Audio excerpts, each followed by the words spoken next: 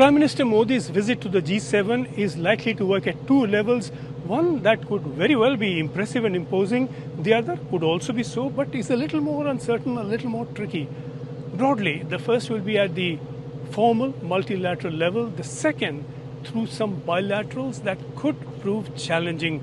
Some possible bilaterals, oddly enough, could get sticky even if they do not take place, as with Prime Minister Trudeau of Canada. Foreign Secretary Vinay Kwatra confirmed at a briefing that a bilateral with Italian Prime Minister Giorgia Meloni has been confirmed. That always was going to take place.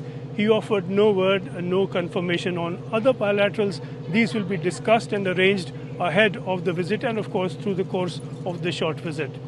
The Foreign Secretary did not indicate in response to a specific question whether a bilateral with Trudeau would take place, but he said that the issue with Canada remains its support to violent anti-India groups. He pointed out that India has just concluded a massive exercise in democracy, suggesting clearly thereby that India does not need sermonizing from Canadian leaders on democratic rights. And that bilateral with Trudeau, if it happens, would be certainly the diplomatic equivalent of a punch-up. Far more sensitive, far more significant would be the bilateral with President Biden, and we have some indication already that this may prove difficult at a level. President Biden had called to congratulate the Indian PM on the start of his third term, and that's when the scheduled India visit of the US National Security Advisor Jake Sullivan came up. It certainly was brought up by President Biden, hardly likely to have been raised by Mr. Modi. Officially stated, Sullivan's planned visit is intended to push cooperation on matters like global security, the Indo-Pacific, emerging technologies, but that, without doubt, cannot be all.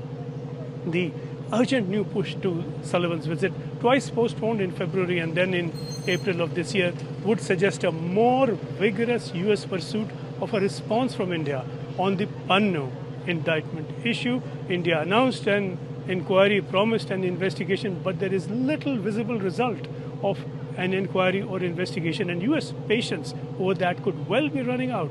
India has been soft pedaling on that issue. The US is now certain to push for quicker steps. That leaves then statements on multilateral issues of importance, as the Foreign Secretary said, matters of importance to India and to the global South. India has been building itself up as a champion of the global South with considerable success, but really those matters, significant as they are not going to be the sticky issues, the thorny matters. The real issues where diplomacy will be required and where tensions are building up are those two transatlantic bilaterals.